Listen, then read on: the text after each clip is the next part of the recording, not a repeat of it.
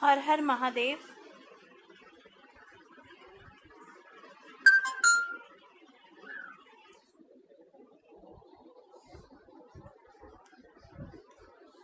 हर हर महादेव आजाद भैया।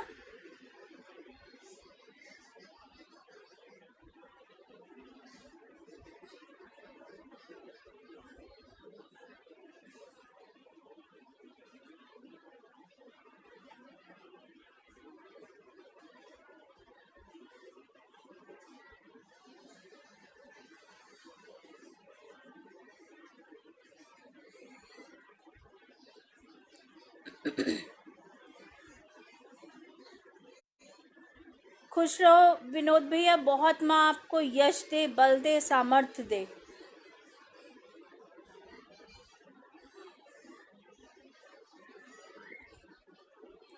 आप लोग जुड़ जाइए, विषय कथा जिहाद है।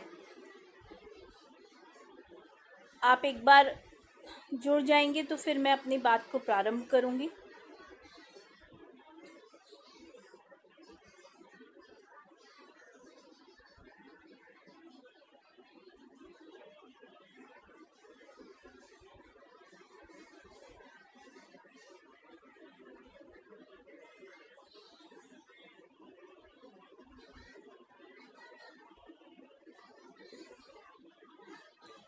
दिनेश भैया हर हर महादेव। संगीता दीदी हर हर महादेव।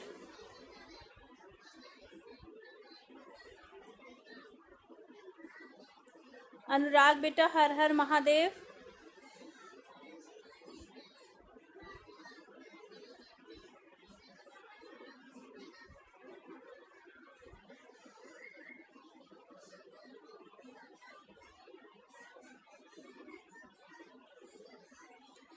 मुझे लगता है कि लोग जुड़ते रहेंगे। मैं अपनी बात को प्रारंभ करती हूँ।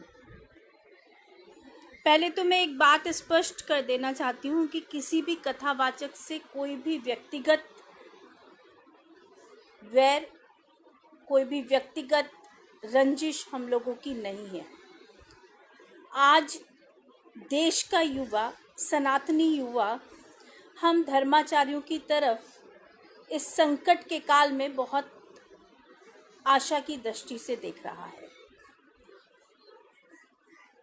आज आजाद विनोद भैया का नाम तो मैं इसलिए नहीं लूँगी क्योंकि मैं समझती हूँ कि वो बहुत लंबे समय से संघर्ष में है, लेकिन वो सतत संघर्ष कर रहे हैं, इसलिए मेरा एक प्रणाम उनको है। लेकिन दो बच्चे, अंकुर आर्य और आयुषी राणा, इन्होंने उन कथावाचकों के लिए एक मुहिम चलाई जो व्यासपीठ की मर्यादा को भूलकर आज अली मौला गाने का और हिंदुओं को समझाने का प्रयास कर रहे हैं। हाँ बेटा अनुराग, शेयर कर दो। तो कुछ आज आयुषी पर एक जहां धर्माचार्यों का कार्य, चंदन भैया हर हर महादेव, आप लोग एक बार जुड़ी जाइए, फिर मैं अपनी बात को प्रारंभ करूंगी। आप लोग बहुत लंबे समय से संघर्ष कर रहे हैं, आप सब इस संघर्ष में साथ हैं। चंदन भैया, आजाद भैया, अनुराग, आप सबका नाम नहीं लूंगी, लेकिन सब लोगों को बहुत बहुत आशीर्वाद है कि आप इन दो बच्चों की इस मुहिम को आगे ले जाकर उसको बढ़ाने का काम कर रहे हैं। आप सत्य को उजागर करने का काम कर रहे हैं। आप धर्म की ध्वजा को प्रचंड और प्रखर करने का काम कर रहे हैं, उसको फहराने का काम कर रहे हैं। इसलिए आप लोग सब अभिनंदन योग्य हैं। लेकिन मेरा विषय आज अंकुर आर्य और आयुषी राणा से जुड़ा हुआ है, क्योंकि जिस तरीके से इन दो बच्चों को ट्रोल किया जा रहा है, जिसमें से मुख्यतः आयुषी राणा है, तो मैं इस विषय पर दिनकर जी की कुछ पंक्तियां आपके समक्ष, दिनकर जी ने लिखा था, तेजस्वी रश्मि रथी में उन्होंने लिखा है, तेजस्वी सम्मान खोजते नहीं गोत्र बतलाकर, जग में पाते हैं प्रशस्ति अपना कर्तव्य दिखलाकर, हीन मूल की ओर देख जग गलत कहे या ठीक, वीर खींचकर ही रहते हैं इतिहासों में लीक। तो इसलिए आयुषी को जिस तरीके से, क्योंकि मेरे पास कुछ बातें आई, उसमें ये कहा गया कि वो जाट हैं, वो क्या जानती हैं। तो मैं आपको बता दूं कि मिलिटेंट फोर्स ब्राह्मणों ने दिशा निर्देश देने का काम किया है। शायद आप इस सत्य सनातन वैदिक संस्कृति की जो सुंदरता है, जो खूबसूरती है, जो इसका प्रकाश है, आप उसको जानते नहीं हैं, क्योंकि जब आप व्यासपीठ पर बैठकर अली मौला गा सकते हैं। मुझे भी कल से ट्रोल किया जा रहा है। मैंने मुरारी बापूजी की एक पोस्ट जिसमें उन्होंने शमशान में विवाह कराया है, उस अखबार की कटिंग पेस्ट की थी अपनी वॉल पर, तो मुझे भी लगातार ट्रोल किया जा रहा है। हालांकि मुझे इस बात से कोई फ़र्क नहीं पड़ता है और ना मुझे कोई भय है इस बात का, लेकिन मैं आपको बता रही हूँ कि इनके जो समर्थक हैं, जो व्यासपीठ पर बैठे हुए हैं, मुझे ये समझ में नहीं आता कि वो कैसे वो धर्म को जोड़ने की बात करते हैं, वो सर्वधर्म समभाव की बात करते हैं, और जातियों पर उनके जो प्रशंसक हैं, उनके जो अनुयायी हैं, वो जातियों को लेकर ट्रोल कर रहे हैं। तो मुझे एक तो ये विषय था मेरा मुख्यतः, तो मैंने बताया आपको कि दिनकर ने अपनी कविता में क्या कहा है। उन्होंने कर्ण के लिए कहा है, जब कर्ण रण कौशल अपना दिखा रहे थे, उस समय उन्होंने कहा था, तेजस्वी सम्मान खोजते नहीं गोत्र बतलाकर, जग में पाते हैं प्रशस्ति अपना कर्तव्य दिखलाकर, हीन मूल की ओर देख जग गलत कहे या ठीक, वीर खींचकर ही रहते हैं इतिहासों में लीक।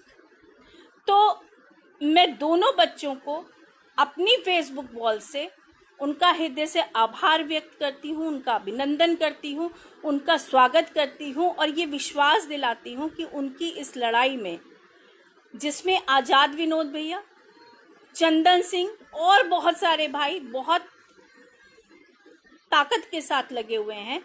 देखिए, आप कुछ भी, इस देश का जो कानून है वो हमको ये सुविधा देता है कि हमारा जो मन है वो जिस भी धर्म को अपनाने में हो, हम उस धर्म को अपना सकते हैं।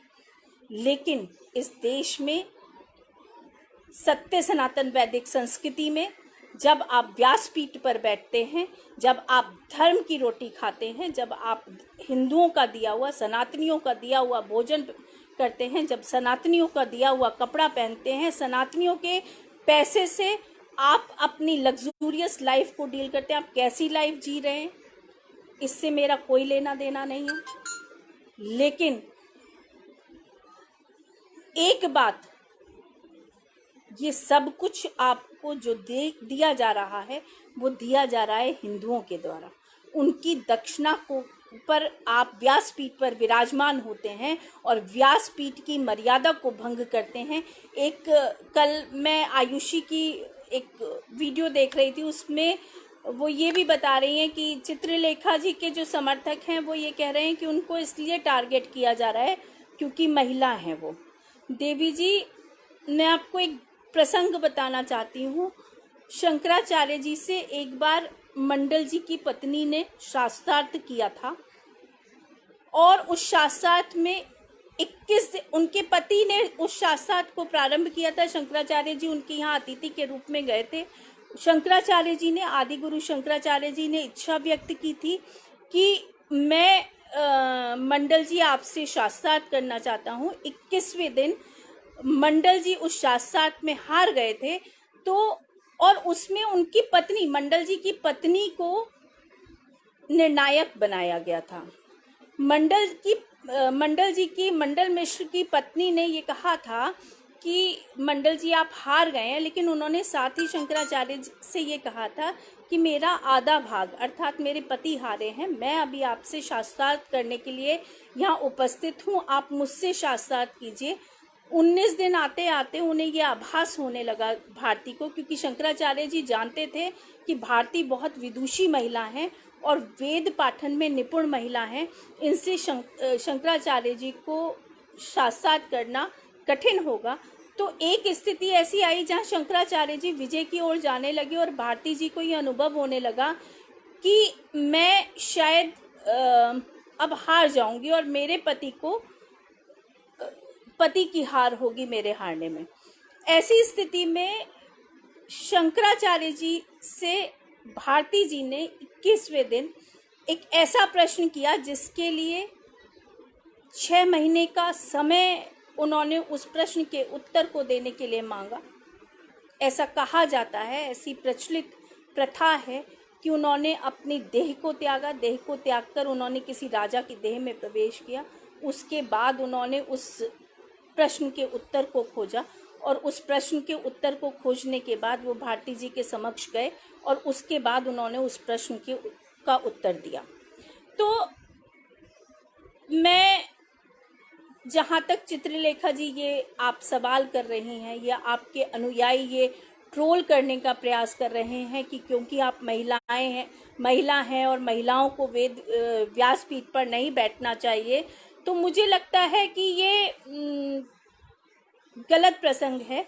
आप गलत तरीके से चीज़ों को पोर्ट्रेट करने का प्रयास कर रही हैं, क्योंकि आप जानती हैं कि आपसे गलती हुई है और गलती मानने में, क्योंकि आप अपने आप को, आपका अभिमान आपको झुकने नहीं दे रहा है, इसलिए आप ये स्वीकार नहीं करना चाहती। देखिए, मैं सन्यासी हूँ, लेकिन मेरे बच्चे जिस तरीके से आयुषी संस्कृत के श्लोक बोलती हैं, जितनी धारा प्रवाह तरीके से वो संस्कृत के श्लोकों में निपुण है, शायद मैं उतनी निपुणता के साथ उन श्लोकों को नहीं बोल पाऊंगी, क्योंकि मेरी जो शिक्षा दीक्षा है वो संस्कृत में नहीं हुई है। तो मुझे ये स्वीकार करने में कि मेरे बच्चे मेरे से अच्छी संस्कृत बोलते हैं, उनका संस्कृत का उच्चारण बहुत शुद्ध है और मेरे से कहीं त्रुटि हो सकती है, मुझे ये स्वीकार करने में जरा सा भी मुझे अपमान महसूस नहीं होता। तो हम लोग जब व्यासपीठ पर बैठ जाते हैं, जब हम लोग गुरु की श्रेणी में आ जाते हैं, जब हम समाज को उपदेश देने का कार्य करते हैं, तो मुझे लगता है कि अपनी गलती को स्वीकारना अपने बच्चों के समक्ष बिल्कुल भी हमें छोटा नहीं करता। तो आप जिस तरीके से चीज़ों को पोर्ट्रेट किया जा रहा है जाति को लेकर, धर्म को लेकर, तो मुझे लगता है कि ये स्पष्ट हो जाना चाहिए आज मेरी वीडियो के बाद, मेरे इस संवाद के बाद। जब हम धर्म में संवाद करते हैं तो बहुत सी बार हम लोगों को हम सर्वज्ञाता नहीं हो सकते। मानव कभी भी सर्वज्ञाता नहीं हो सकता और मरते दम तक भी कुछ सीखने की प्रणाली है, जो क्रिया है, वो चलती रहती है। हम सतत सीखते रहते हैं। जिसकी सीखने की क्षमता शून्य हो जाती है उसका विकास बंद हो जाता है। तो चित्रलेखा जी, जिस तरीके से आपके प्रशंसक ये कह रहे हैं कि आप महिला हैं इसलिए आपको ट्रोल किया जा रहा है, किसी को जो है ये यहाँ कम से कम आयुषी, चंदन सिंह, अंकुर आर्य, जो बच्चे इस मुहिम को आगे लेकर चल रहे हैं, उनमें से किसी का भी ये मत नहीं हो सकता कि किसी महिला को व्यासपीठ पर नहीं बैठना चाहिए। क्योंकि वेद पाठन, मैंने जो शंकराचार्य जी और भारती जी का संवाद आपको बताया, वेद पाठन अगर भारती जी ने नहीं किया होता या वो नहीं शास्त्र जानती होती तो वो शास्त्र सम्मत तर्क नहीं कर सकती थी।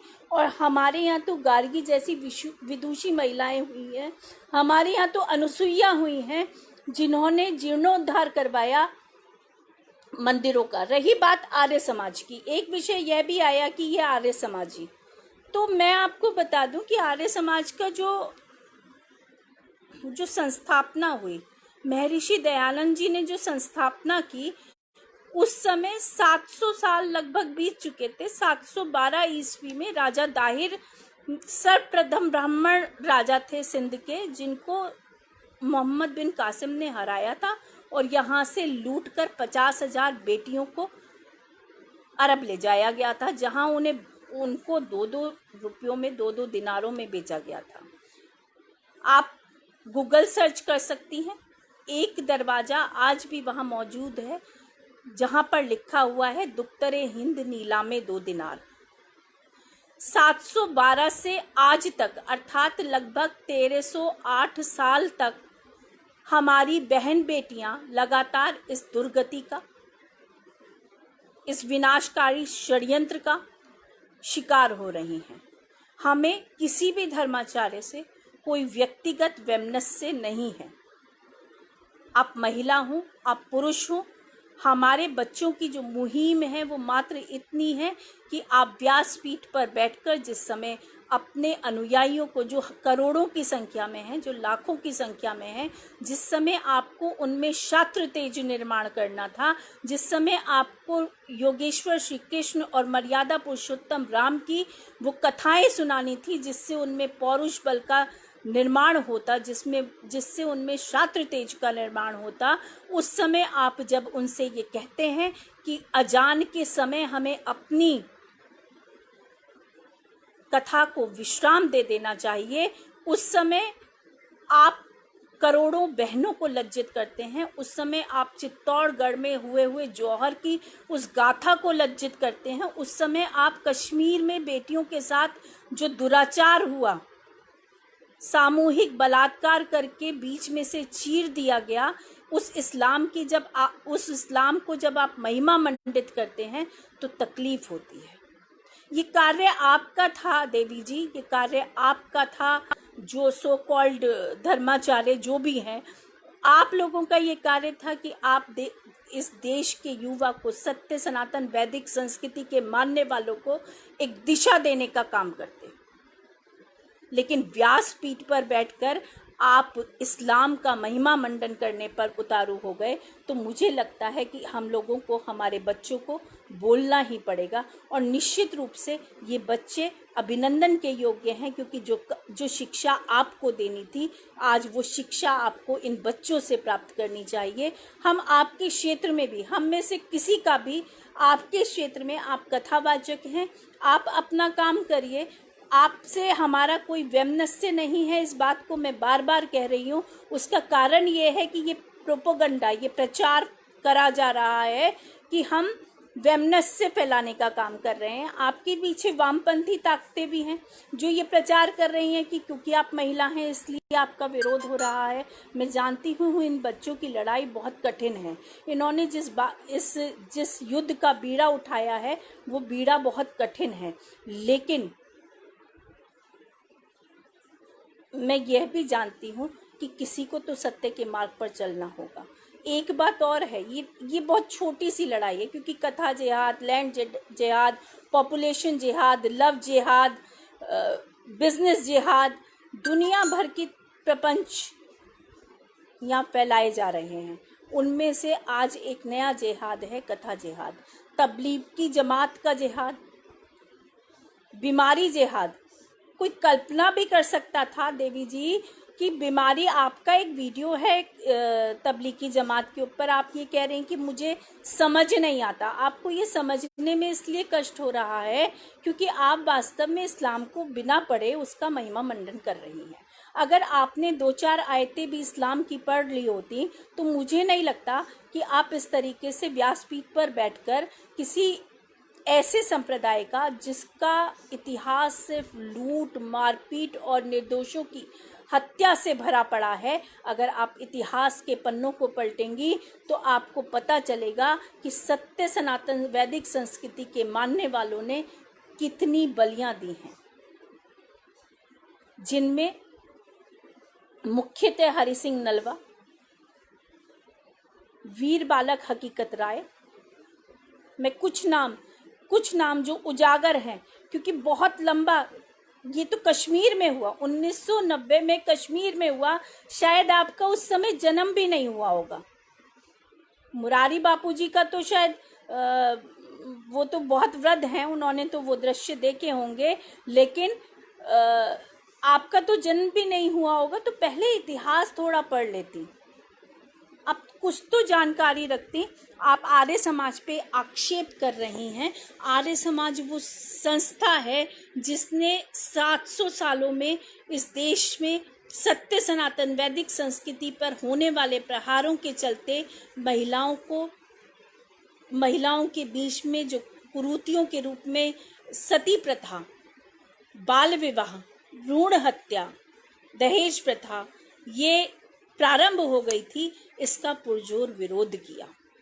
आप एक तरफ ये कहती हैं कि आप महिलाएं इसलिए आपका विरोध हो रहा है, दूसरी तरफ आप आर्य समाज को टारगेट करती हैं, तो मुझे लगता है महिला उत्थान का जितना कार्य आर्य समाज ने किया है, आज तक और कोई संगठन ऐसा नहीं है जिसने महिलाओं को पुनर्शिक्षा की ओर मोड़ने का काम किया हो।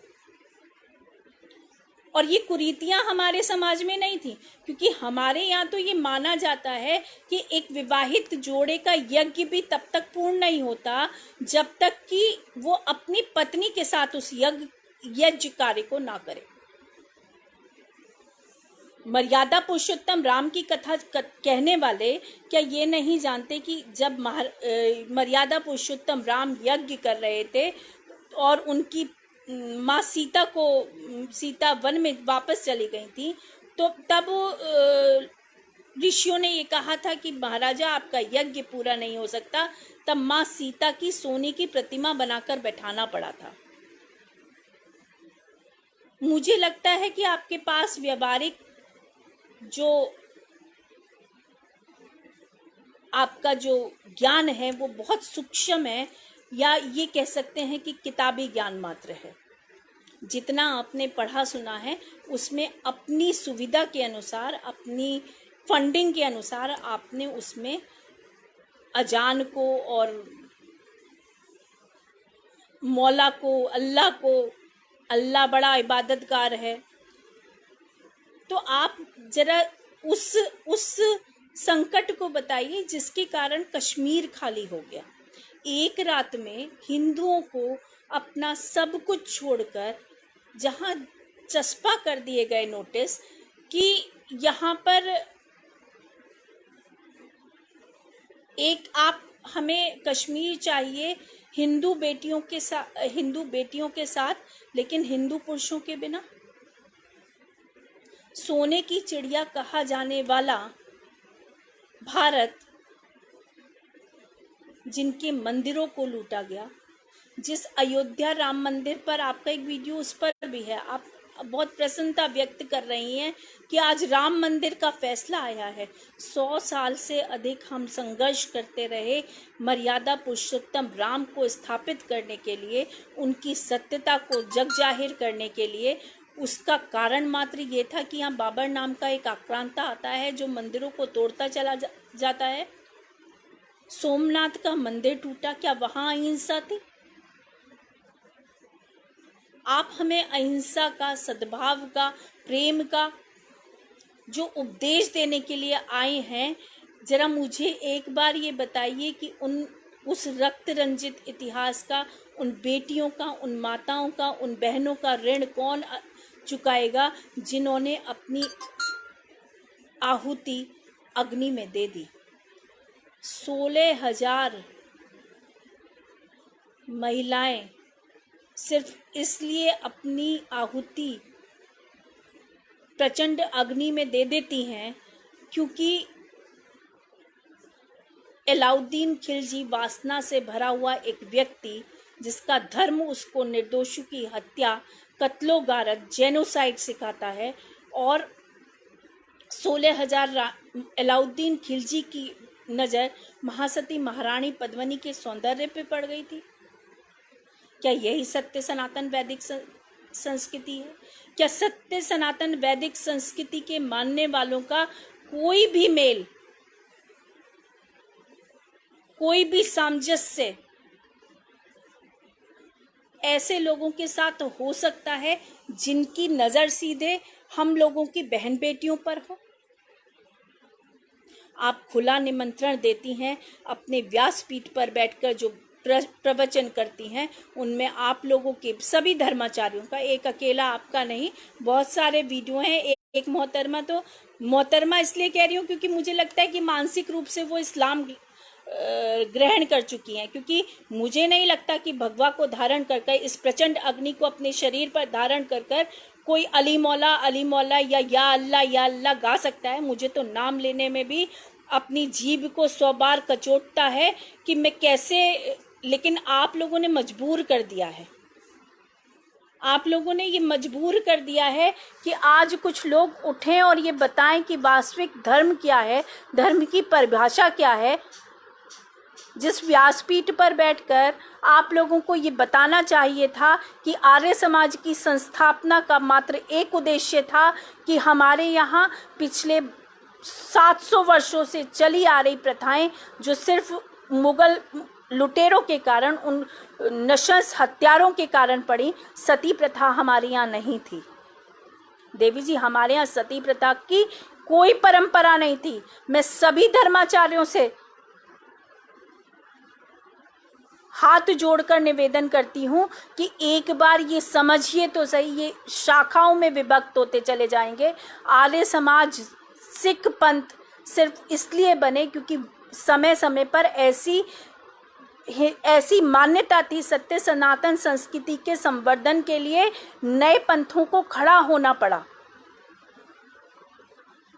बाल विवाह, जिस भ्रूण हत्या के लिए आप बेटी के बड़े भजन गाते हैं मंचों पर बैठकर, और वहाँ व्यासपीठ पर बैठकर बड़े बड़े संगीत और बड़ी पीड़ा व्यक्त करते हैं कि हम बेटियों की हत्या कर देते हैं। हमारे यहाँ बेटियों की हत्या की परंपरा नहीं थी। हम तो कन्या को पूजने वाले लोग हैं। हम तो 9 दिन नवरात्र के व्रत रखकर कन्याओं को पूजते हैं देवी जी, या अन्य धर्माचार्यों, जो भी मुरारी बापू हैं, चिन्मय आनंद हैं। एक बाढ़ आ गई है जिन ऐसे लोगों की जो लगातार इस्लाम का महिमा मंडन कर रहे हैं, बिना ये जाने कि कितना 1308 साल का कितना रक्त रंजित इतिहास रहा है हमारा।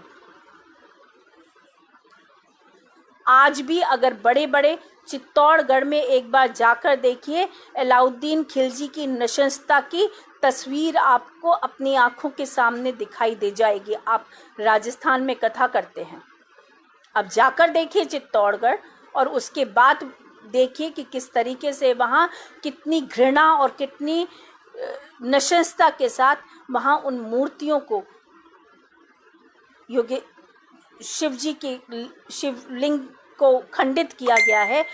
कश्मीर में किस तरीके से शंकराचार्य जी का जो आश्रम था, जो सर्वोच्च किले उस पर है, पहाड़ी पर, उसका नाम आप सुल्तान टिला है। जगह जगह पर ऐसे इस्लाम ने ऐसे घाव छोड़े हैं जिनको आपको व्यासपीठ पर बैठकर बताना चाहिए था, लेकिन ये आपसे नहीं हो पाया। और आज जो लोग आपसे प्रश्न कर रहे हैं, जो युवा पीढ़ी आपसे प्रश्न कर रही है देवी जी या मुरारी जी, उसका सबसे मैं जी इसलिए लगा रही हूँ, मेरा मन नहीं है जी लगाने का, लेकिन मैं अपनी मर्यादाओं को नहीं छोड़ती हूँ। आप जिस समय कथा में इस्लाम का महिमा मंडन करते हैं, जिस समय आप कथा में बैठकर जिहादियों का महिमा मंडन करते हैं, एक व्यक्ति तो एक वीडियो मैंने आयुषी की वॉल पर देखी, वो उनका नाम मैं नहीं जानती हूँ, लेकिन वो कह रहे हैं कि जिहाद का अर्थ तो है अन्याय का, जब मैत्री के सारे रास्ते बंद हो जाएं, जब अन्याय बढ़ने लगे, तब आप धर्म युद्ध के लिए खड़े हो जाएं। कौन सी परिभाषा? कश्मीरी पंडितों ने कौन सा अन्याय किया था? निर्दोष लोगों को मारकर पकाकर खा गए वहां पर, वहां कौन सा अन्याय हुआ था? 1990 की घटना है। दिल्ली तो अभी ताजा है, दिल्ली अभी ताजा है। दिलबर या कुछ ऐसे ही उस नेगी बच्चे का, नेगी जो पहाड़ी बच्चा था उसका नाम था, जिसके हाथ पैर काटकर और सिर्फ जिहाद के नाम पर जलती हुई आग में उसको फेंक दिया तड़प के मरने के लिए। वो उसका मुझे नाम याद नहीं आ रहा है, लेकिन वो लड़का जो इंटेलिजेंस में था, उसकी निर्मम 300 चाकू। आप किस संप्रदाय का महिमा मंडन कर रहे हैं? आपको जब आप व्यासपीठ पर बैठकर कथा गाते हैं योगेश्वर श्री कृष्ण की, मर्यादा पुरुषोत्तम श्री राम की, तब आपको एक बार भी वो ट्विंकल याद नहीं आती 2.5 साल की, जिसकी अंग अंग का हिसाब पोस्टमार्टम में लिखा हुआ था। क्या गलती थी ट्विंकल की? आपके व्यक्तिगत रहन सहन से, आप किस तरीके का आचरण करते हैं, आप किस तरीके से रहते हैं, आप किस धर्म या किस संप्रदाय या किस जिहादी मानसिकता को फॉलो करना चाहते हैं, उससे हमें कोई एतराज़ नहीं है। आप इस्लाम कबूल कर लीजिए, हमें कोई एतराज़ नहीं है। लेकिन व्यासपीठ पर बैठकर ये आगे हम लोग नहीं बढ़ने देंगे। चाहे आप हमें ट्रोल कीजिए, चाहे आप हमारी आईडी रिपोर्ट कीजिए, चाहे आप कुछ भी कर लीजिए, लेकिन व्यासपीठ पर बैठकर आपको इस्लाम प्रेम का, शांति का धर्म लगता है, आप जाइए, आप जाकर उसको स्वीकार कर लीजिए धर्म को। अंकित शर्मा, हाँ चंदन भैया ठीक, असल में मेरा आवेश और आक्रोश इतना अधिक है कि मैं बहुत सारी बातें मेरे मस्तिष्क से निकल जाती हैं जब आक्रोश बढ़ता है तो, क्योंकि 16 चंदन भैया 20 साल हो गए और ये कथावाचक जिनके करोड़ों करोड़ों अनुयायी हैं, इन्होंने एक क्षण नहीं लगाया सारी संस्कृति को, सारे छात्र तेज को जो युवाओं में निर्माण हो रहा है। ये युवा, ये वही युवा हैं जो जेएनयू में जब नारे लगते हैं भगवा तेरी कब्र खुदेगी एएमयू की छाती पर, ये वहां जाकर लड़ने वाले बच्चे हैं।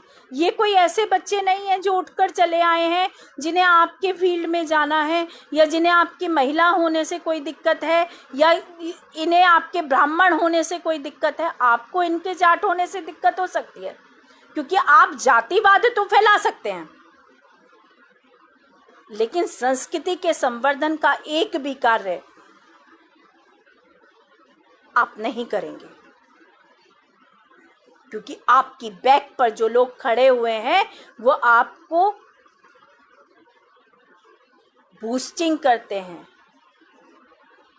वामपंथी विचारधारा के लोग, अर्बन नक्सलवाद और ये जो इस्लामिक जिहाद है, इसका जो नेक्सस है, ये इतना भयंकर नेक्सस है कि आपको ये इस्लामिक गुलामी की तरफ धकेल रहा है। और आप अकेले जाते तो हम बहुत से लोग गए जिन्होंने डर के कारण अपना धर्म परिवर्तन किया। एक समय था जब तलवारों की नोक पर बड़े स्तर पर हमारे लोगों के धर्म परिवर्तन कराए गए, लेकिन हम कैसे उस सिख पंथ की परंपरा को भूल जाएं जिसमें खालसा की स्थापना ही गुरु गोविंद सिंह ने इसलिए की थी कि वो जिहाद से लड़ने के लिए खड़े हों। औरंगजेब के बढ़ते हुए अत्याचारों के सामने उन्होंने अपने पिता को बलिदान किया, उन्होंने अपने 2 पुत्रों को युद्ध के क्षेत्र में बलिदान किया, 2 पुत्र उनके चिनवा दिए गए दीवारों में। उस घिनौनी मानसिकता के संप्रदाय के साथ एक कबीलाई पंथी जो गिरोह के रूप में चलते हैं, जो गुटों के रूप में चलते हैं लूटने के लिए, उनके साथ आप हमें समन्वय की बात करते हैं। ये नहीं हो पाएगा, ये नहीं हो पाएगा। और आप कम से कम इन बच्चों को नहीं डरा पाएंगे, क्योंकि ये बच्चे उस मिट्टी के बने हुए नहीं हैं। ये बच्चे उस मिट्टी के बने हुए हैं। इनके पीछे, आपके पीछे ताकत है, पैसा है, आपके पीछे आप सक्षम हैं, लेकिन इनके पीछे वास्तव में योगेश्वर श्री कृष्ण की और मर्यादा पुरुषोत्तम राम के सत्य की ताकत है। इनके साथ धर्म की ताकत है। इनके साथ धर्म जो शिक्षा देता है, वास्तविक जो गीता की शिक्षा है, जो योगेश्वर श्री कृष्ण ने युद्ध क्षेत्र में दी थी, जिसको धर्म क्षेत्र भी कहा जाता है। अर्थात जब अधर्म का वर्चस्व बढ़ जाए उस समय जो युद्ध किया जाता है वो धर्म युद्ध होता है। अधर्म के विनाश के लिए किए जाने वाले युद्ध को धर्म युद्ध कहते हैं। उस धर्म की ताकत है, गीता के उन उपदेशों की ताकत है। ये बच्चे हमसे ज़्यादा काबिल हैं, ये हमसे ज़्यादा समर्थ हैं, और इनके साथ हम मरने मिटने के लिए तैयार हैं।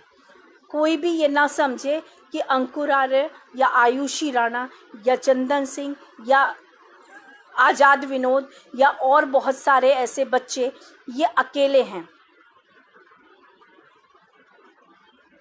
तो मेरा आज का विषय सिर्फ यही था कि आप लोग जो ट्रोल कर रहे हैं, आप एक बार उन संतों से क्यों नहीं कहते कि आप एक बार इतिहास तो पढ़िए।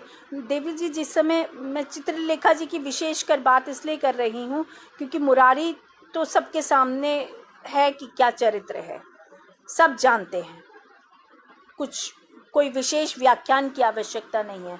लेकिन व्यासपीठ पर बैठकर आप जब अजान के लिए योगेश्वर श्री कृष्ण की, जिन्होंने कहा है कि मुझे भजो, मुझको प्राप्त हो जाओगे, उन योगेश्वर श्री कृष्ण की जब कथा चल रही हो तो आप विश्राम देने की बात करते हैं, चलती कथा को विश्राम देना।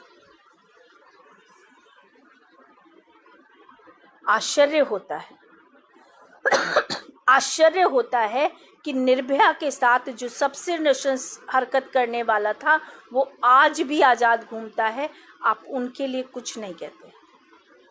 आप अपनी स्त्री होने का फ़ायदा उठाकर विलाप करना प्रारंभ करते हैं क्योंकि आप स्त्री हैं, इसलिए आपको व्यासपीठ पर बैठने के लिए का विरोध किया जा रहा है। नहीं देवी जी, जो विरोध करे सिर्फ इसलिए आपका विरोध करे कि आप व्यासपीठ पर इसलिए मत बैठिए क्योंकि आप एक स्त्री हैं, आप एक महिला हैं। हम आयुषी ने कल कहा, हम सब लोग आपके साथ खड़े होंगे, लेकिन आप व्यासपीठ पर बैठकर व्यासपीठ की मर्यादा को भंग करेंगी। आप मर्यादा पुरुषोत्तम श्री राम की, जिन्होंने लंका दहन करवा दिया था, सीता हरण पर 18 दिन तक महाभारत का युद्ध चला और युद्ध में लाशों से पटी हुई भू थी, सबके वंश का विनाश करवा दिया योगेश्वर श्री कृष्ण ने द्रौपदी के चीर पर हाथ डालने के कारण। और उस सभा में युधिष्ठिर क्योंकि मौन रह गए थे, इसलिए उनके भी वंश का विनाश हुआ। तो ऐसी कथा को गाने वाले जब हमें ये बताने लगें कि हम सर्वधर्म संभाव की तरफ लौट चलें, तो मैं उनसे एक प्रश्न करती हूँ कि आप क्यों नहीं ये प्रयास करती, कुछ थोड़ा सूक्ष्म प्रयास कीजिए कि इस्लाम के अनुयायियों से एक बार प्रश्न कर पूछिए उनसे कि आखिर आपकी जो कुरान है उसमें लिखा क्या है, किस कारण से हमारे मंदिर तोड़े गए, हमारे बेटियों के बलात्कार हुए। एक बच्ची मुझे याद आती है लव जिहाद में, वो शायद आप जैसे किसी कथावाचक की कथा को सुन के, क्योंकि उसका हाथरस क्षेत्र पड़ता है, अब तो वो जीवित नहीं है, 15 साल की बच्ची और 41 साल का तरमीम, टेलीफोनिक कांटेक्ट पर वो बच्ची बुलावे में आकर मुजफ्फरनगर आ गई और उसके बाद उसके साथ क्या हुआ, 2.5 महीने तक सामूहिक बलात्कार हुआ। भागने का प्रयास किया तो कीलों से उसके सर को ठोक दिया गया, उसकी ऊपर उसे तेजाब से नहला दिया गया। सफदरजंग में, पहले वो मेरठ रेफर हुई थी, उसके बाद सफदरजंग में उसकी मृत्यु हो गई। जिस समय उसकी मृत्यु हुई वो 1 महीने की प्रेग्नेंट थी। ये लाशें आपसे जवाब मांग रही हैं। आप सभी धर्माचार्यों से मेरा निवेदन है कि इन लाशों का, ये जो हमारी बेटियों को चील कौओं की तरह नोचकर और मतलब मांस के लोथड़ों की तरह सड़क पर फेंक दिया जाता है, इसके दोषी क्या आप नहीं हैं? एक बार अपने गिरेबान में झांक कर देखिए। गाय को खाने वाले जो ये कहते हैं कि हम सिर्फ इसलिए गाय खाएंगे क्योंकि हमें आनंद आता है सनातनियों को कष्ट पहुंचाने में, क्योंकि किसी भी काफिर की मान्यताओं को नुकसान पहुंचाने में आनंद आता है, तो उनसे मित्रता का भाव। आपका एक हॉस्पिटल भी है, तो वहाँ आप क्या क्या गाय खाने वालों को भी आमंत्रित करती हैं? देवी जी, मेरा प्रश्न सिर्फ इतना है कि इतिहास आपसे 1300 साल का रक्त रंजित इतिहास आपसे ये प्रश्न कर रहा है कि आप उत्तर दीजिए कि मंदिर तोड़ने वाले, सोमनाथ के मंदिर को तोड़कर शिवलिंग को तोड़ने वाले, अयोध्या में बाबरी मस्जिद का निर्माण करने वाले, और लाखों मंदिर हैं, कोई संख्या नहीं है। मथुरा में आप बैठकर कथा करती हैं, मथुरा का अपना मंदिर, योगेश्वर श्री कृष्ण का मंदिर, काशी विश्वनाथ का मंदिर, ये मंदिर आपसे प्रश्न पूछ रहे हैं कि क्या व्यासपीठ पर वास्तव में आपको बैठकर ये अधिकार प्राप्त होता है कि आप हमें उस धर्म के साथ सद्भाव की बात, धर्म तो कहना गलत है, इस नशंस कौम के साथ आप हमें समन्वय की परिभाषा समझाएं। लाखों माताओं के जौहर, क्योंकि चित्तौड़ का जौहर अकेला जौहर नहीं था, लेकिन चित्तौड़गढ़ का जौहर सबसे बड़ा जौहर था, जहाँ 16,000 स्त्रियों ने महासती महारानी पद्मिनी के साथ अपनी प्राणों की आहुति दे दी थी। उसमें नवविवाहित स्त्रियां भी थीं, उसमें गर्भवती स्त्रियां भी थीं, उसमें वो बच्चियां भी थीं जो नवयौवना, मतलब 12-13 साल की बच्ची भी थी, और उसमें वो बच्चियां भी थीं जो अपने पैरों से चलकर चिता की अग्नि में नहीं जा सकती थी, जिनके पिताओं ने, जिनके भाइयों ने उनको अपनी गोद में लेकर उनको अग्नि में समर्पित इसलिए कर दिया कि अलाउद्दीन खिलजी का हाथ या किसी जिहादी का हाथ इन बच्चियों को न लग जाए। आप ये शास्त्र तेज की गाथाएं अगर अपने मंचों से गाते तो हम आपको सम्मानित करते, आपका अभिनंदन करते, आपके चरणों में नतमस्तक हो जाते, लेकिन आपने तो उनके कातिलों से हाथ मिलाया है। आप जरा ये बताइए कि आज अगर ये युवा जो पढ़ते हैं, जो निरंतर अभ्यास करते हैं धर्म का, जो गीता के उपदेशों को पढ़ते हैं, जो योगेश्वर श्री कृष्ण के शास्त्र तेज की गाथा को पढ़ते हैं, जो योद्धे कृष्ण की गाथा को पढ़ते हैं, जो मर्यादा पुरुषोत्तम राम को पढ़ते हैं, वो कैसे आपके चरणों में नतमस्तक हो जाएं? आप कैसे, मैं आपकी जो वीडियो जिसमें आपने कहा कि अजान पे हमें अपनी कथा को विश्राम दे देना चाहिए, मैंने आपकी उस वीडियो को बार बार चला कर देखा। कुछ चंद लोग, जिसमें हो सकता है, मैंने सुना है कि आपकी कथाओं में इस्लाम को मानने वाले आते हैं, क्योंकि आप मानसिक रूप से इस्लामिक गुलामी को स्वीकार कर चुकी हैं। तो ऐसी स्थिति में मैं वहां देख रही थी कि वो लोग ताली तो बजा रहे थे, वो कुछ चंद लोग, लेकिन सभा, आपकी जो सभा थी वो मौन थी। ज्यादातर लोग आपके इस वाक्य पे सन्न रह गए थे, भले ही वो व्यासपीठ की महिमा को देखते हुए मौन रहे हों, लेकिन बहुत से लोगों ने वहाँ ताली नहीं बजाई। आप इतने बड़े समुदाय को, इतनी बड़ी सनातन संस्कृति को आप दिशा निर्देश देने का काम करते हैं, आप व्यासपीठ पर बैठते हैं, आप माँ जगदम्बा की गाथा गाइए ना, जिन्होंने शत्रु का विनाश करने के लिए, जिन्होंने शुंभ निशुंभ को मारने के लिए, जिन्होंने महिषासुर के मान का मर्दन करने के लिए अपने प्रचंड रूप को धारण किया था। हम उसी दुर्गा की शक्ति हैं। तो मेरा निवेदन है, एक बार अपना आकलन कीजिए। अपने से छोटों से सीखने में कुछ भी नहीं जाता है।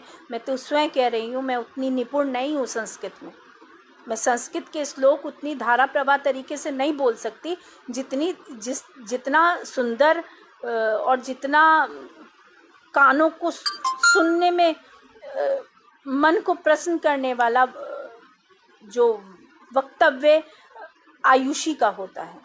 क्यों, मेरी शिक्षा दीक्षा विज्ञान से हुई है, मैं विज्ञान की छात्रा हूँ, मैंने संस्कृत नहीं पढ़ी है। तो मुझे ये स्वीकार करने में कोई, अपने बच्चों के सामने अपनी गलती स्वीकार करने में, हम भी मानव हैं, हमसे भी गलती होती है। यदि ये इस सारे जो ये इतना बड़ा विवाद है, इसका पटाक्षेप हो जाता यदि आप सहज स्वीकार कर लेती कि आपसे गलती हुई, या और भी धर्माचार्य इस को स्वीकार कर लेते।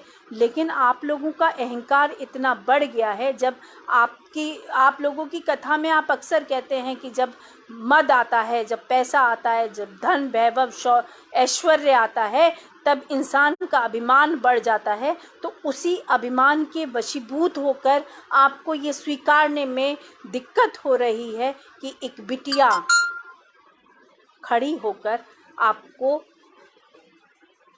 चैलेंज भी कर सकती है। नहीं तो आप सहज स्वीकार कर लेते कि हाँ, हमसे गलती हुई, हाँ ये गलत है। हम जिस धरोहर को संजोते हैं, हम जिस धरोहर के धर्म वाहक हैं, हम संवाहक हैं। हम जब भगवा धारण करते हैं ना, तो लोग हमें बहुत सम्मान से देखते हैं। वो ये नहीं पूछते कि हमने क्या पढ़ा है, क्या नहीं पढ़ा है। स्वतः उनका मस्तक हमारे चरणों में झुक जाता है। उसकी कुछ मर्यादा रखने का दायित्व हम पर भी है। तो मेरा निवेदन मात्र आज इतना है कि जो लोग ट्रोल कर रहे हैं वो ट्रोल करना छोड़ दें, या ट्रोल करते भी रहें तो भी हम में से किसी को इसका कोई फर्क पड़ने वाला नहीं है। क्योंकि सत्य ये है कि आप किसी भी आइडियोलॉजी को फॉलो कीजिए, ये इस देश का कानून आपको उस आइडियोलॉजी को फॉलो करने की अनुमति प्रदान करता है।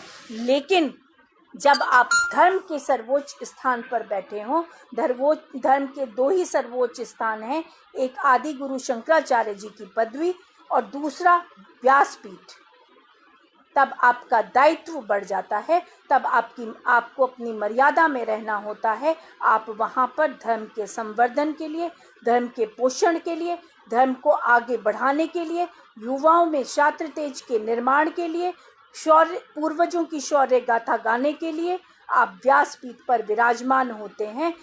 हम वहाँ ताली पिटवाने के लिए, नचनियों की तरह नाचने के लिए, आप वहाँ सर्म धर्म संभाव की बात करने के लिए आपको वहाँ नहीं बैठाया जाता है। लोग इसलिए आपके चरणों में नतमस्तक नहीं है कि आपकी अपनी आइडियोलॉजी क्या कहती है। आप वहाँ धर्म के पोषक के रूप में बैठे हैं, आप वहाँ धर्म को बल देने के लिए बैठे हैं, लेकिन इसके विपरीत जाकर आप धर्म की ही हानि कर रहे हैं। आप आने वाली उस युवा संतति की, जिसको ये आभास नहीं है कि आप उसको क्या धर्म के नाम पर क्या परोस रहे हैं, वो बेचारा निरी बकरे की तरह आप उसको काल का ग्रास बना देंगे। क्योंकि जिहादियों की तैयारी तो पूरी है, उनके मंसूबे बहुत स्पष्ट हैं। वो तो अपने संप्रदाय के अनुसार, अपनी आसमानी किताब के अनुसार अपना काम कर रहे हैं। लेकिन हम लोग अपने बच्चों को, अपने अनुयायियों को क्या सिखा रहे हैं, ये हमें भी एक बार देखना होगा। हमें देखना होगा व्यासपीठ की मर्यादाओं को भंग ना होने दिया जाए। हमें खड़े होना पड़ेगा। व्यासपीठ की मर्यादा बहुत छोटा सा, एक छोटी सी लड़ाई है, लेकिन लड़नी तो हर लड़ाई पड़ेगी।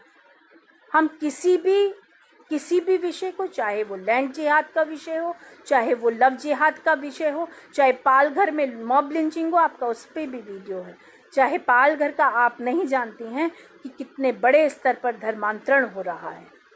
पालघर की घटना सिर्फ इस भगवा चोले को देखकर 2 साधुओं की 70 वर्ष के साधु की हत्या कर दी जाती है क्योंकि उसने भगवा धारण किया हुआ है। क्या आप लोग इसके दोषी नहीं हैं? एक बार अपने हृदय में झांक कर देखिए कि वास्तव में योगेश्वर श्री कृष्ण की जिस नीति को आप प्रचार और प्रसार कर रहे हैं, क्या वास्तव में योगेश्वर श्री कृष्ण की, श्रीमद् भागवत की, रामायण की, रामचरितमानस की यही नीति है, यही कथा है, तो आपको पता चल जाएगा कि आप गलती पर हैं। आप इसे स्वीकारें या ना स्वीकारें, लेकिन सत्य तो सत्य ही रहता है। सत्य को प्रमाण की आवश्यकता नहीं होती, क्योंकि सत्य स्वयं सिद्ध होता है। और ये सिद्ध है कि आप जो कर रहे हैं वो धर्म नहीं है, वो अधर्म है। अधर्म ही आप परोसते हैं, अधर्म की ओर ही आप सत्य सनातन संस्कृति को ले जाना चाहते हैं, और अधर्म के पक्षधर हमेशा बड़े होते हैं। ये हम लोग सब जानते हैं। हम लोग सब ये जानते हैं कि अधर्म के जो पक्षधर हैं उनके बड़े बड़े नेताओं से बड़े बड़े आका होते हैं, उनके बड़े बड़े सपोर्टर्स होते हैं। उनको धन का अभाव नहीं होता, उनको किसी भी तरीके से इस लड़ाई में आपको अभाव नहीं है। लेकिन ये भी सत्य है कि हर लड़ने वाले ने, हर योद्धा ने, चाहे वो महाराणा प्रताप हो, उन्होंने घास की रोटी खाकर अपनी लड़ाई को अंजाम दिया हो, चाहे फिर वो शंभू जी महाराज हों जिनके 40 दिन तक अंग काटे जाते रहे, लेकिन वो झुके नहीं। 27 साल तक चक्का रोक देने वाले शंभू जी महाराज उस युद्ध में झुके नहीं थे।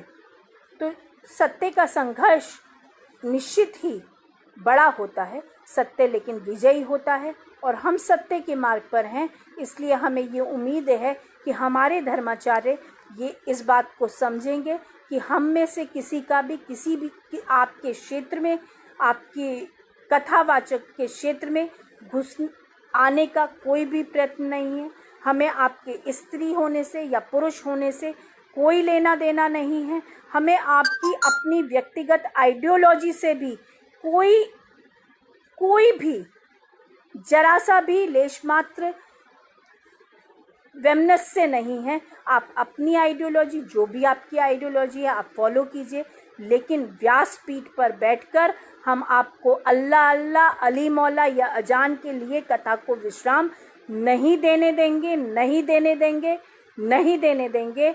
इसमें हम लोग सब एक साथ इन बच्चों के साथ खड़े हुए हैं, खड़े रहेंगे। आप मुझे तो ये भी, हाँ, ये लोकेश सोनी जी आप बिल्कुल सही बात लिख रहे हैं कि 4 वेद हैं, 6 शास्त्र, 18 पुराण और 60 नीतियाँ, 108 उपनिषद, भगवद गीता, रामचरितमानस होने के बाद भी यदि हम सर्वोच्च अल्लाह को बताएंगे, तो मैं तो सिर्फ इतना जानना चाहती हूँ कि जो 1308 वर्षों में जो निर्मम हत्याएं हुई हैं, उनका जवाब, उन बलात्कारों का जवाब, हमारी बेटियों को मंडियों में 2-2 दिनारों में बेचने का जवाब आखिर कौन देगा? आप कथावाचक हैं, आपको गुरु मानकर आपसे लोग कथा सुनते हैं। मेरा हर कथा सुनने वाले से ये निवेदन है कि वो जब इस तरीके का कोई प्रसंग आए तो वो निश्चित रूप से खड़े होकर, निर्भय होकर अपने प्रश्न को पूछे कि कश्मीर में जो हुआ उसका जवाब चाहिए। चित्तौड़ में जिस तरीके से हमारी माताओं बहनों ने अपनी आहुति दी, हमें उसका जवाब चाहिए। हमारे जो मंदिर तोड़े गए, हम राम मंदिर, अयोध्या में राम मंदिर की जो लड़ाई सतत लड़ते रहे और अंतिम में विजय प्राप्त की, क्योंकि राम सत्य हैं, तो हमें उसका भी जवाब चाहिए। हमारे जो काशी विश्वनाथ मंदिर में जो शिवलिंग हमारे भोले बाबा कैद में हैं, हमें उसका भी जवाब चाहिए। हमें मथुरा में योगेश्वर श्री कृष्ण का जो स्थान है, वो जो वहाँ जो कैद में है, हमें उसका भी जवाब चाहिए। तो आप जरा इन कथावाचकों से एक बार ये जवाब पूछने तो शुरू कीजिए, अभ्यास डालिए प्रश्न पूछने का, तो विजय निश्चित ही आपकी होगी। यदि अभ्यास नहीं करेंगे, मेरा जो मस्तक है वो श्रद्धा से इन बच्चों के, इन युवाओं के चरणों में नतमस्तक हो जाता है। मैं कभी भी तब तक किसी के विषय में कोई बात नहीं कहती, मैं अत्यधिक प्रशंसा करने की आदी नहीं हूँ, लेकिन जब मुझे लगता है कि मुझे युवाओं के चरणों में नतमस्तक होना चाहिए, तो मुझे इसमें कोई हिचक नहीं होती, इसमें कोई संकोच नहीं होता। मेरे भाई, मेरे बेटे जिस तरीके से हमारे सम्मान की रक्षा के लिए रात दिन एक किए हुए हैं, मैं आज उन सभी भाइयों के चरणों में, उन सभी बेटों के चरणों में नतमस्तक हूँ। आप एक बार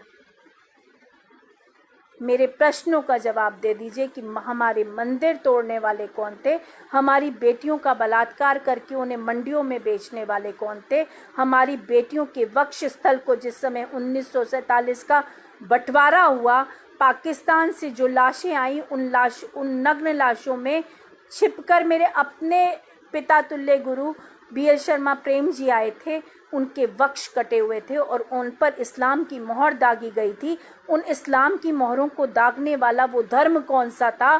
किन लोगों ने हमारी बहन बेटियों के जो वक्ष स्थल थे उनको काट कर छिन्न भिन्न कर दिया था, उनकी लाशों की दुर्गति कर दी थी? वो धर्म कौन सा था? मैं बस आप लोगों से इतना जवाब चाहती हूँ, जिस दिन आप ये जवाब दे देंगे, हमारा ये विरोध स्वतः आपके समर्थन में, हम अपने आप को आपके समर्थन में समर्पित कर देंगे और हमारा ये विरोध स्वतः समाप्त हो जाएगा। हमारा आपसे कोई भी, हम में से किसी का भी आपसे व्यक्तिगत कोई भी विरोध नहीं है। हम आपसे सिर्फ इन चंद प्रश्नों का जवाब चाहते हैं कि वो लोग कौन हैं जो लगातार इस देश को असंतुलित करने का कार्य कर रहे हैं। तबलीगी जमात के वो लोग कौन थे जिन्होंने इस देश को गर्त में धकेल दिया? जिस समय हम कोरोना से जीत की तरफ थे, जिस समय हम विजय की ओर बढ़ रहे थे, उस समय मानवता के शत्रु बनकर और मानव बम बनकर अपने बॉडी को कैरियर के रूप में उपलब्ध कराने वाला वो धर्म कौन सा था जो तबलीगी जमात का धर्म कहा जाता है? मुझे सिर्फ उस धर्म की परिभाषा बता दीजिए, उन लोगों की परिभाषा बता दीजिए जिन्होंने बेटियों से सामूहिक बलात्कार किया। उन बेटियों की उस धर्म की परिभाषा बता दीजिए जो बंगाल में 10 या 11 साल की जब बच्ची हो जाती है तो मौलाना वहाँ कुछ गुंडों को, कुछ जिहादियों को आदेश देते हैं कि जाओ पवित्र कर आओ, और माँ बाप की बेबसी देखिए कि वो बाहर बैठे हुए उनकी माँ और बाप उस बच्ची के ये कहते रहते हैं कि भैया बच्ची छोटी है, एक एक करके जाओ, एक एक करके जाओ। वो धर्म कौन सा है जो इतनी छोटी बच्चियों इस कृत्य को करवाने के लिए प्रेरित करता है? मुझे उस धर्म की परिभाषा यदि आप समझाने में सफल हो गए तो मैं आपके चरणों में नतमस्तक हो जाऊंगी, और यदि आप असफल रहे तो निश्चित ही ये विरोध जारी रहेगा। हम आपको व्यासपीठ पर बैठकर यह नहीं कहने देंगे किसी और संप्रदाय की नशंस हत्यारों के महिमा मंडन को हम आपको नहीं करने देंगे, नहीं करने देंगे, नहीं करने देंगे। हम अपने बच्चों के साथ खड़े हुए हैं, खड़े रहेंगे। ये वही युवा हैं जो JNU में लड़ते हैं, जो AMU में लड़ते हैं, जो सड़कों पर संघर्ष करते हैं। हम में से किसी का भी, मैं दोबारा आपसे इसलिए कह रही हूँ क्योंकि शायद आपके कानों में ये आवाज़ें जाती नहीं होंगी, इसलिए मुझे थोड़ा सा उच्च स्वर में ये कहना पड़ता है कि हमें किसी भी धर्माचार्य से या व्यासपीठ पर बैठे हुए किसी भी कथावाचक से कोई भी व्यक्तिगत वैमनस्य, ना उसके पुरुष होने से, ना उसके महिला होने से, ना उसकी जाति को लेकर, ना उसकी बिरादरी को लेकर कोई वैमनस्य नहीं है। हमें सिर्फ विरोध है इस बात का कि हम मर्यादित व्यासपीठ की मर्यादा को भंग नहीं होने देंगे। हर हर महादेव, हर हर महादेव, हर हर महादेव। और एक बात और है, ये लड़ाई बहुत छोटी है, बहुत बड़ी लड़ाई, वास्तव में लड़ाई तो जिहाद ही है, उसी से लड़ना है। लेकिन हर फील्ड पर अपनी आवाज को बुलंद रखना, अपनी बात को लगातार कहते रहना, हर लड़ाई को लड़ना, ये हर योद्धा का प्रथम कर्तव्य है। इसलिए इस लड़ाई में मेरा आप सभी को पूर्ण समर्थन है। मैं जैसी भी हूँ, जिस भी लायक हूँ, जो भी मेरी सामर्थ्य है, उस सूक्ष्म सामर्थ्य के साथ मैं हमेशा आपके साथ खड़ी हूँ। जैसा भी मेरा आप उपयोग करना चाहते हैं, मैं तैयार हूँ। हर हर महादेव, हर हर महादेव, हर हर महादेव।